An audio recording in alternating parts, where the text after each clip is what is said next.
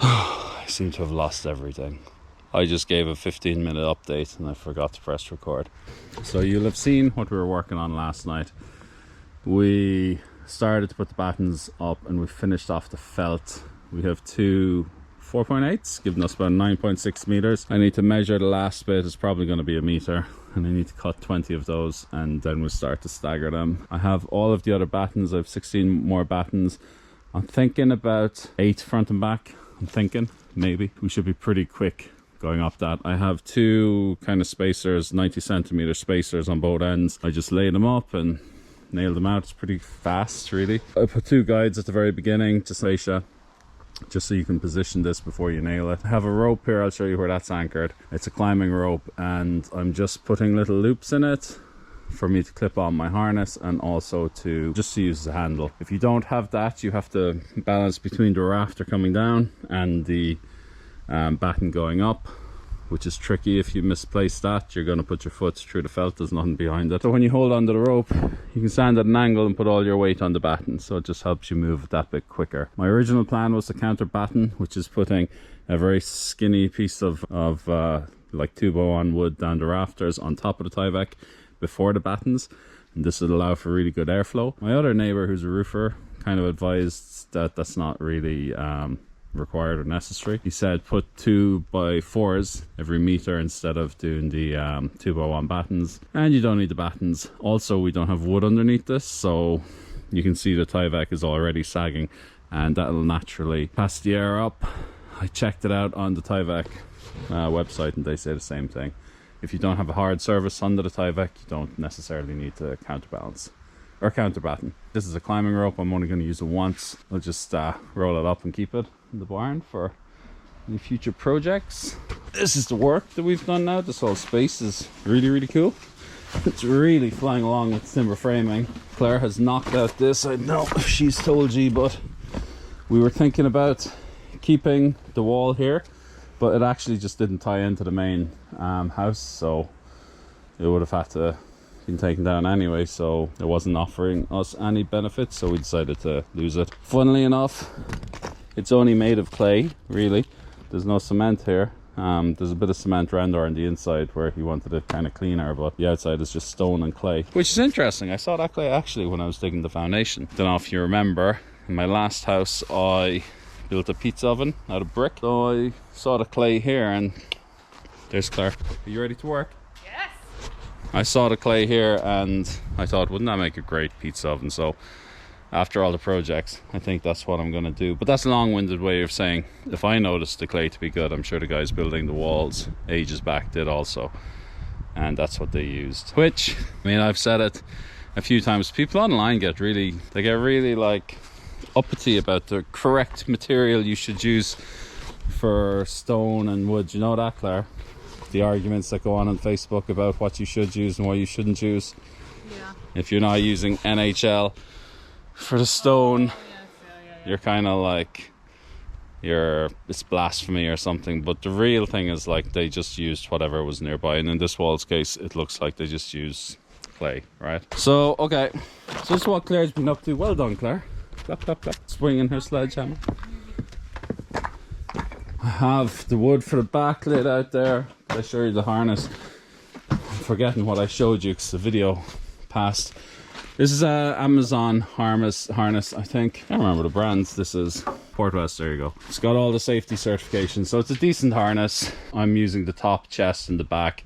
I found my legs didn't really fit into this, and even when they were in there, it just felt uncomfortable. Technically, if I'm safe, but feeling uncomfortable, I think I'm more likely to have a fall on the roof. So I wanted what felt comfortable for me and offered me some safety. So I have the rope tied off. I have the harness, which is clipped on with this, and I looped that in through there, or I clipped that off onto the climbing rope as needed. And I'm quite happy with this, and it's quite speedy, and I'm very confident in using this system. Wait till you see the back. So the rope comes down and ties off onto the scaffolding. The scaffolding weighs way more than me, so it's a decent ballast. And I have it tied off with, very simply, with a little crowbar. So if I was to fall, Claire could simply take this off, undo it, and that will give me enough rope to get down. And it's doubly tied off onto the tow hitch of the car with a double overhand, 2 double overhands with bite, I think is the actual name of that, which is a very strong knot. So overall, I think good to go. Happy with that. I have the wood for the front here. I have more wood for the front. Wood for the back is at the side. And right now, here's our setup. Right now, I must just cut a few more of these 1 meter pieces. I'll just measure it first. And then we should be ready to go. Claire is going to have some food now. I finished a bit earlier than her. And when she's done, hopefully I'll have the wood cut. We start driving on. I'll throw you on time lapse in about an hour, and I see you later.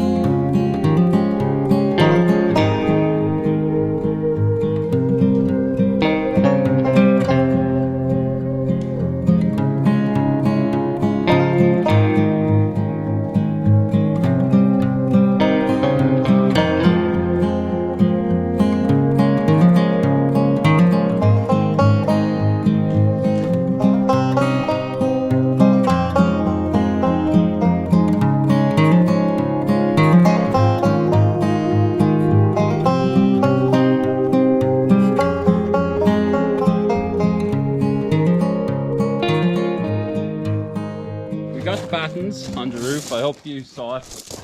You're maybe just a little bit low to see. This is covered in water, Claire. Just because I had to wash the soup. Oh yeah. So when I was doing the roof, Claire was spilling some soup. No, we got lovely soup from the neighbour. It had an accident here.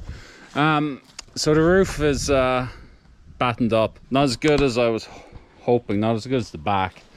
It's just because it's not uniform. As you know from when we put up the rafters, and the front of it's quite bowed, so it was a bit higgledy-piggledy, which you can really see actually if you can see the battens. But hopefully, because they're quite large, they're 4x2s, hopefully that'll still allow us to get a straight line with our roof material. So we're happy enough with that, aren't we, Claire? You happy with that? It's amazing. You did an amazing job, considering I couldn't even stand on there without freaking out. I just wore the harness just to look at.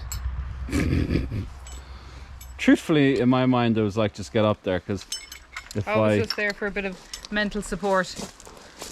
Because I was thinking, if I even did fall down, and look at that GoPro shadow, if I even did fall down, that would mean like a week or two in hospital, which is a break, so. It's either I'm getting a break or I'm finishing it and getting a break, but we can't just leave it sat there. So we got it done. There is some Tyvek that's lapped up that I need to trim on the back, and we're going to take a little break there, get a drink, and we are going to see about these Velux windows. We might have to go back up and cut up our battens and Tyvek. I won't show you that, but I'll put on time lapse later. Hey, how's it going from a stunning West Cork? Shit. Careful of the hazards. It is a gorgeous day out here. Bit windy. We have the roof done, so that's not too much of a bother. I say the roof done, we've the felt and battens on. Hopefully over the weekend we might be able to put the finish on. In the meantime, I completely forgot about you. What I'm doing is getting ready to fit a few of our small skylights. These don't have to be massive. They're not really to let the light in. They are to help with some ventilation in the bathroom. A nice small skylight. I'm going to have a batten down the middle of it, so it's just going to take over this space here. It galled me to cut the rafter after I spent so long putting it up, but it's okay.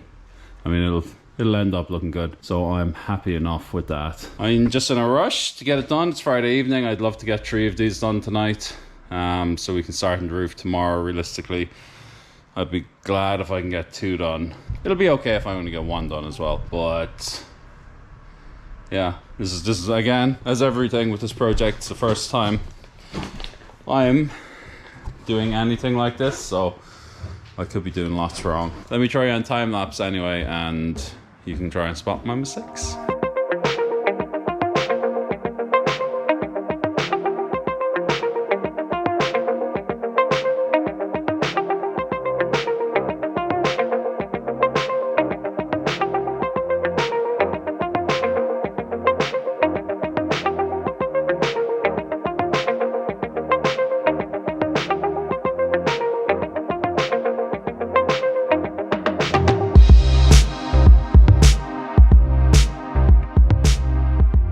So likelihood of getting 3 done just shattered.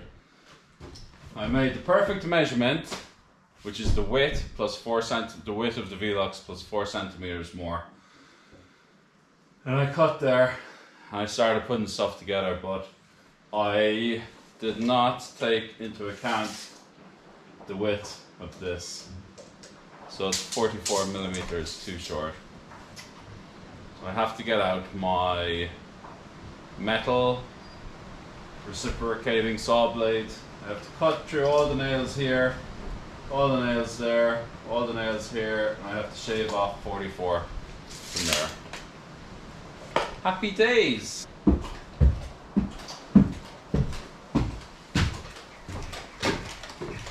So I got it.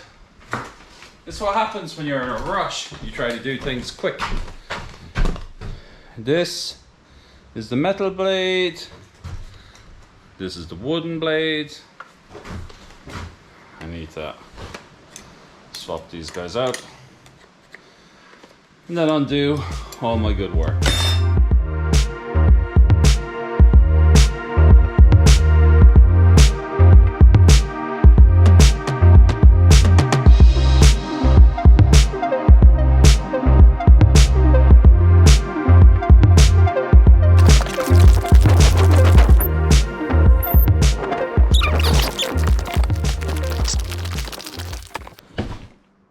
Still recording. Hello, cat.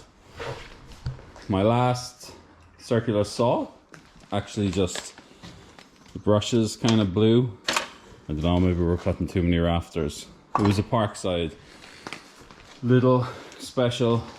I'm borrowing my DeWalt circular saw off my dad. He's had it 20 years. So I decided I'll get a slightly better one. This is Parkside though, and this is what I need to measure. So let me set that up.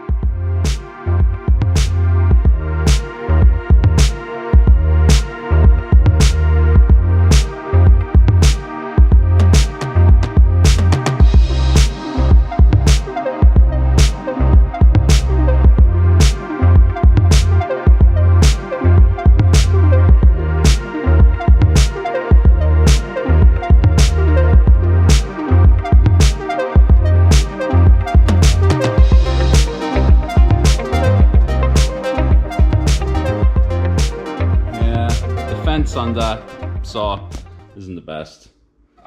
I think with every pass it's kind of pushing. I can't tighten it down anymore because I tightened it too much and I cracked it. So I must think of another solution for that. That's for another day.